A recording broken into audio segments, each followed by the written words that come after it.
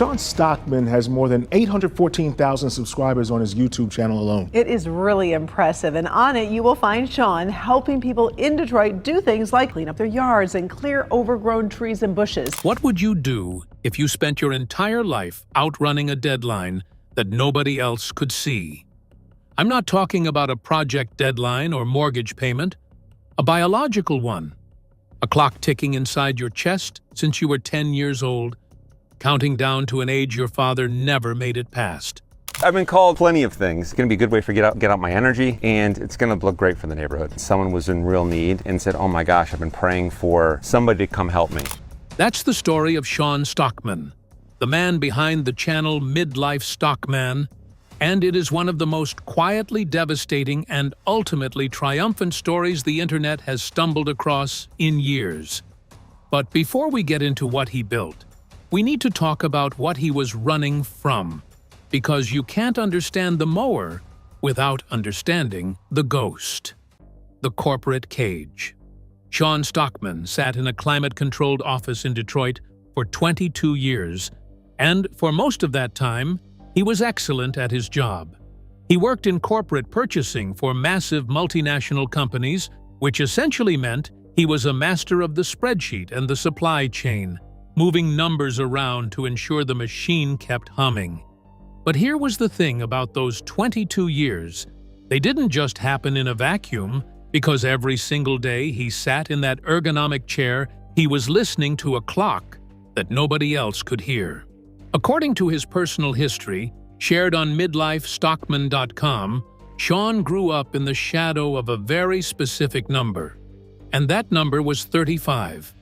See, when Sean was just 10 years old, his world was completely fractured because his father died of cancer at that exact age. It was a loss that stayed with him, not just as a childhood trauma, but as a biological deadline that loomed over his entire adult life. He watched his father fade away at 35, and so when Sean finally reached that same milestone himself, the air in those corporate hallways started to feel a lot thinner. He was successful. He was providing for his wife, Tessa, and their 4 children. And he was following the path that society told him was the safe one, but deep down, he felt like he was suffocating under the fluorescent lights. It was a strange, silent kind of panic that a lot of people in the corporate world probably recognize. According to a wellness profile in Top Doctor magazine, Sean realized that his sedentary lifestyle was actually a physical threat, especially given his family history. He spent his days in meetings and his evenings exhausted, and the older he got, the more he felt like he was repeating a story he didn't want to finish.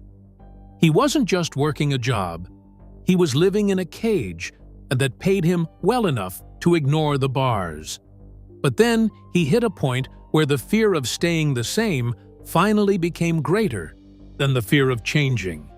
And that's when the genetic clock started screaming. Think about that for a second. Most of us view a steady salary as the ultimate goal. But for Sean, it started to look like a slow-motion ending. He realized that the industrial silence of the office was actually the sound of him fading away. And he decided he needed to do something that felt real, something that required his hands and his sweat. He started to look at the overgrown, neglected properties in the neighborhoods of Detroit and Pontiac, and he saw a reflection of how he felt inside.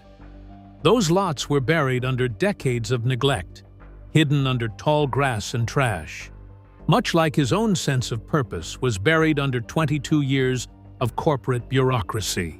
Now, here is where it gets interesting, because he didn't just decide to mow a few lawns on the weekend.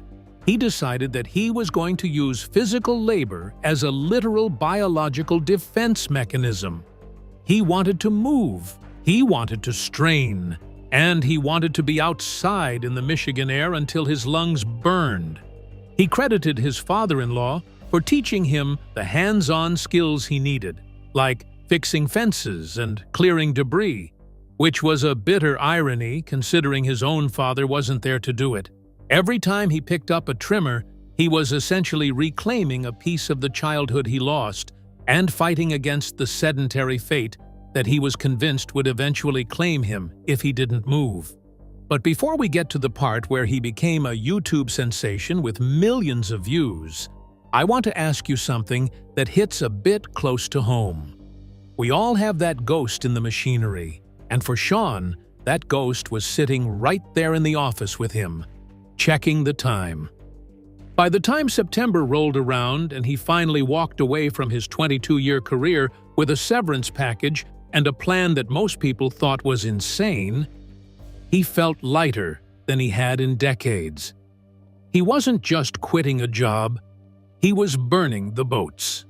He was stepping out of the purchasing department and into the dirt, trading his spreadsheets for a zero-turn mower and a camera. He told Top Doctor magazine that he realized he only had one life, and he wanted his story to look different, even if different meant working for free in the toughest neighborhoods in Detroit. He was finally ready to face the clock. But, as it turns out, the internet was about to have its own opinion on whether Sean Stockman was actually a hero or just a man having a very public midlife moment. The moment the internet got it wrong. Imagine you're out in a backyard in Pontiac, Michigan. The sun is just starting to peek through the overgrown branches of a maple tree, and you're covered in the kind of dust that only comes from 20 years of neglected urban sprawl. Your phone is in your pocket, buzzing every few seconds, but you ignore it because you've got a massive job ahead of you. But then, you finally take a break. You wipe the sweat off your forehead, and you look at your screen only to find out that, according to a corner of the internet, you're dead. This actually happened to Sean Stockman in February 2025, and it is easily one of the strangest, most unsettling chapters in this entire story. Here is the thing about the modern information landscape. It doesn't always wait for the truth. Around mid-February, a wave of misinformation started spreading across social media platforms, claiming that Sean had passed away suddenly, leaving his family devastated. It was a complete fabrication, but within hours, comment sections were filling up with heartbroken fans who had been following his journey from the corporate world to the Detroit lots. People were literally mourning a man who was, at that exact moment, probably wrestling a discarded mattress out of a patch of weeds. Now, here's where it gets really unsettling. According to Sean's own community tab on his YouTube channel, he started receiving frantic messages from friends and distant relatives who were seeing these false reports spread. Can you imagine having to call your mother to tell her that, no, you didn't actually die this morning? It creates this bizarre digital mortality paradox. Sean had left his corporate job specifically to build something lasting, a digital legacy that his 4 kids could look back on to see what their father stood for. He wanted to be more alive than ever, but the very platform he chose to document that life was now being used to broadcast a death that never happened. And honestly, we have to talk about the uncomfortable truth behind this. In the attention economy, high-emotion content spreads fast, and nothing triggers an emotional response quite like a story about a beloved creator's sudden passing. The misinformation machines knew exactly what they were doing. They weren't just spreading a rumor. They were weaponizing Sean's own story, his openness about his father's early death, his genetic clock, and turning it into a viral tragedy for engagement. For a man who was trying to outrun his own ending, finding himself at the center of a global death hoax was like watching his worst nightmare play out in a hall of mirrors. By February 18, 2025, the rumors had reached such a fever pitch that Sean had to step away from his mower and address the world directly. He posted to his community tab with a simple, direct message: "I'm alive." He wasn't angry, surprisingly. He was mostly just bewildered. He told his followers that he was actually doing better than ever, and that the physical work was having the exact opposite effect of what the false reports were claiming. He was getting stronger, not weaker. It was a total mic-drop moment for the community, but the damage was already done in some ways. The internet had tried to write his ending for him, but Sean wasn't about to let a lie have the last word. He went right back to work because he knew that the only way to truly debunk a death hoax was to keep building something that was undeniably, vibrantly alive. While the world was mourning a digital ghost, Sean was back in a Detroit backyard, standing in 20 years of garbage, ready to turn a graveyard of a lot into a garden. And that's where the story really starts to get interesting. The crime scene aesthetic. There is a specific kind of house in Detroit and Pontiac that most people just stop seeing after a while. It's the one where the vines have actually crawled into the brickwork, and the grass is so high you can't even see the front porch anymore. According to one of Sean's most watched videos, he describes these places as looking less like a home and more like a crime scene. And he isn't being dramatic for the thumbnail. When you've got 20 years of neglect, the yard isn't just grass. It's a geological layer of trash, old tires, and hidden history.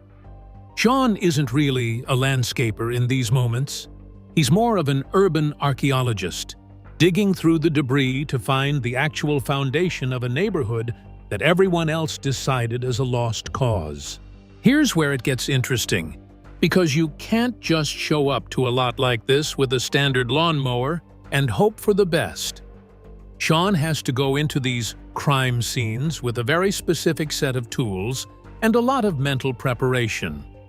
According to his technical breakdowns, he relies heavily on gear that can handle the Michigan grit, specifically his Cujo boots, which are designed for the high-impact, muddy reality of these transformations.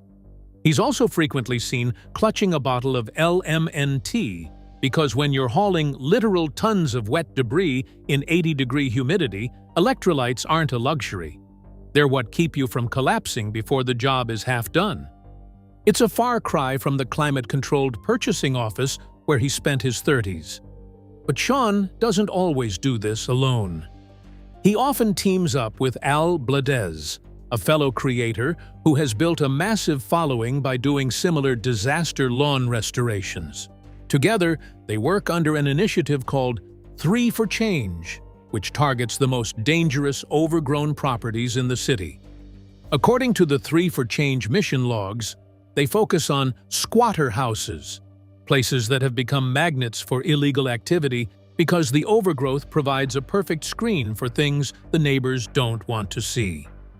When Sean and Al show up, they aren't just cutting grass. They are removing that screen, exposing the house to the light again, and effectively telling the neighborhood that someone still cares about this street. And get this, there is no faking what they do. You can use all the AI filters in the world, but you cannot fake the sight of a 30-year-old soda can being unearthed from 4 feet of dirt. Sean has mentioned that he's found everything from discarded furniture to old toys that have been sitting in the same spot since the 1990s. Every lot is a recovery mission. He's not looking for a golf course finish. He lives by a very specific rule he calls the "not perfect but better" doctrine. In his corporate life, everything had to be exact, polished, and perfectly reported. Out here, perfect is an insult. If he can take a lot that was a threat to the kids walking to school and turn it into a place where the sidewalk is actually visible, he's won. It's about progress, not perfection. And that honesty is exactly why people started watching him by the millions. For Sean, every one of these crime scenes is a chance to prove the algorithm wrong. While those AI death hoax channels were trying to bury him, he was busy unburying Detroit. He's described the feeling of finishing a lot as soul cleansing, a phrase that sounds a bit like corporate speak, until you see him standing there covered in gray dust, looking at a house that finally looks like a house again.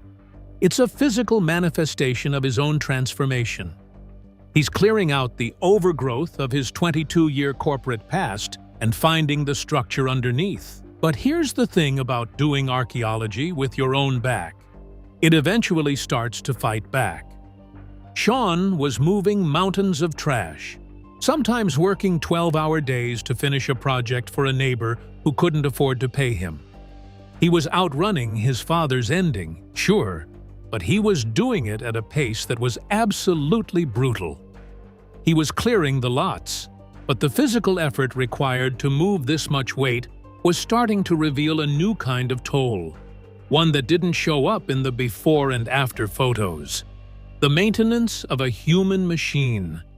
When Sean Stockman is out in the Michigan humidity, hauling a rusted-out water heater from a backyard, or swinging a brush cutter through stalks of weeds that have thick, woody stems, he isn't just working.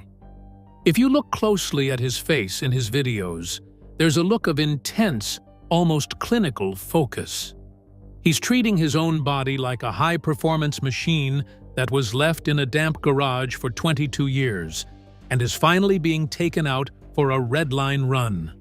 According to a profile in Top Doctor magazine, Sean's entire lifestyle in 2026 is built around a work-to-live philosophy, which is the exact opposite of the live-to-work trap he was in back in his Detroit purchasing days. Here's the thing about Sean. He is genuinely obsessed with maintenance, but he isn't just maintaining the mowers or the trucks. He is maintaining the cells in his own body. His Instagram is a constant stream of what this looks like in practice, and it's a bit intense. We're talking about a guy who treats hydration like a religion. He doesn't just drink water. He's constantly balancing his system with electrolytes because he knows that when the genetic clock is ticking, you can't afford a single day of sluggishness. He's often seen lifting weights in his garage or biking for miles across the Michigan landscape. But it's not for the aesthetics. He isn't trying to look like a bodybuilder. He is trying to be the most functional version of himself possible so that he never, ever has to sit still again. Now here's where it gets interesting, because this isn't just a midlife crisis gym phase. This is a biological rebellion. Think about that for a second. Sean's father was 35 when he died. By the time most people are just starting to figure out their career path, Sean's father was already at the end of his story. Sean has mentioned in several interviews that the image of his father's decline, the loss of strength, the stillness of the hospital room, is burned into his memory. Every time Sean lifts a heavy bag of mulch or pedals his bike up a steep incline, he is physically pushing back against that memory. He is proving that the Stockman name doesn't have to be synonymous with an early ending. There's an uncomfortable truth here that most of us don't want to look at. We are taught to trade our health for a paycheck in our 20s and 30s, and then we spend our 50s and 60s trying to use that same money to buy back the health we threw away. It's a broken system.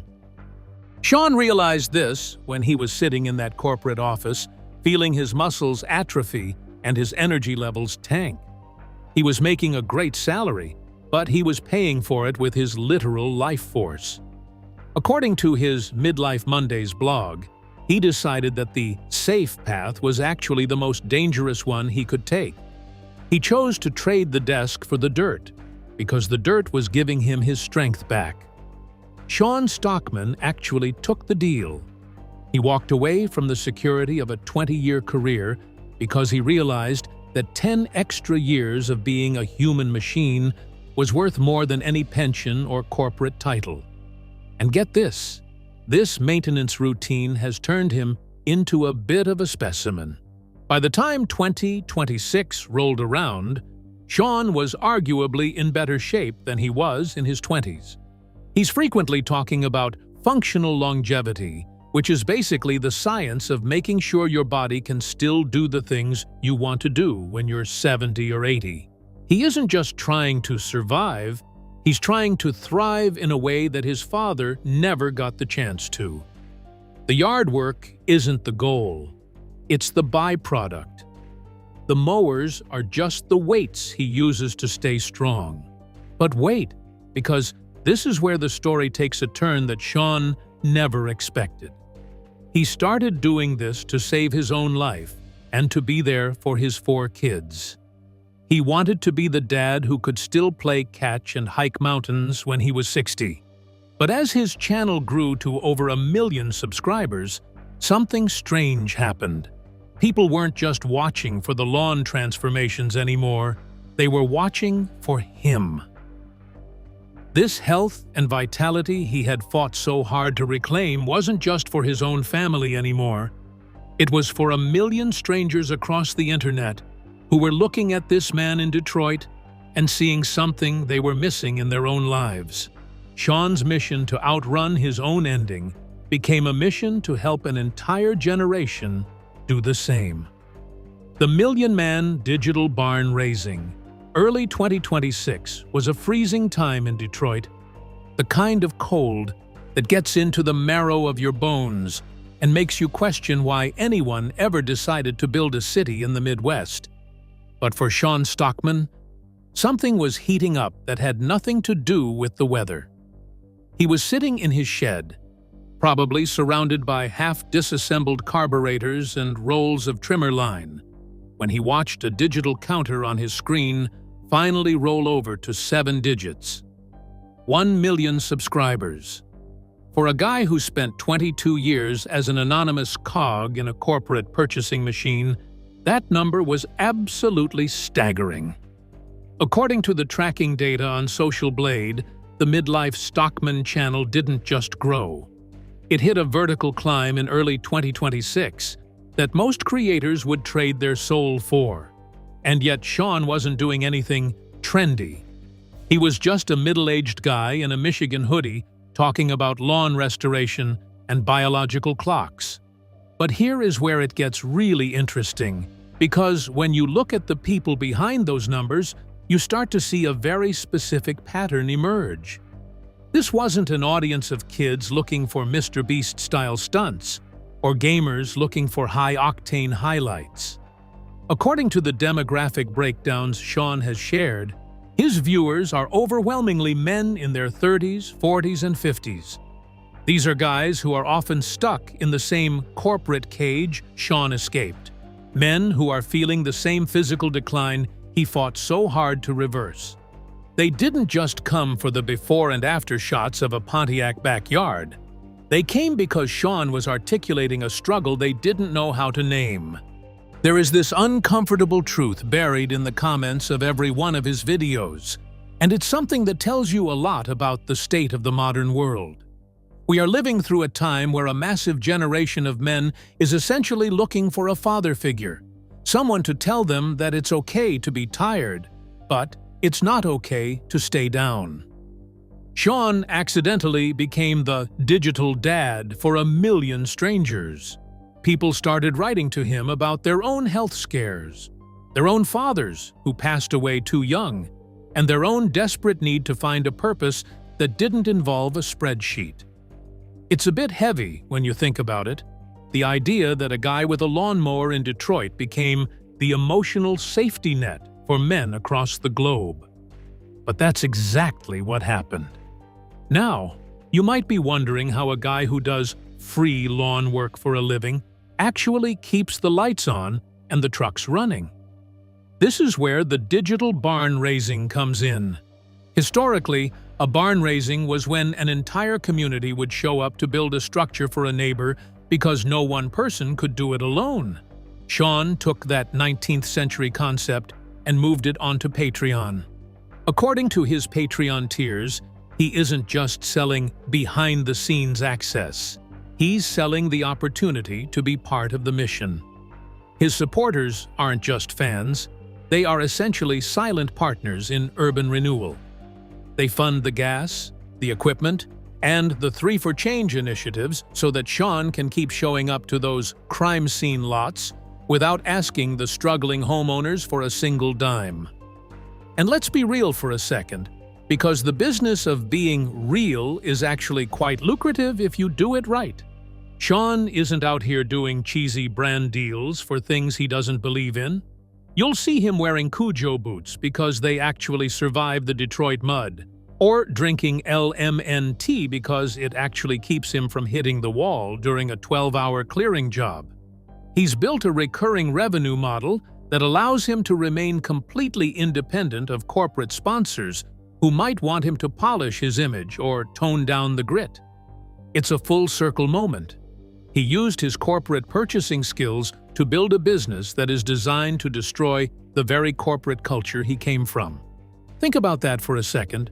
We're often told that to be successful, we have to become something we aren't, or we have to hustle until we burn out. But Sean's success came from the exact opposite. He got successful by being the guy who failed at the corporate game and decided to go play in the dirt instead.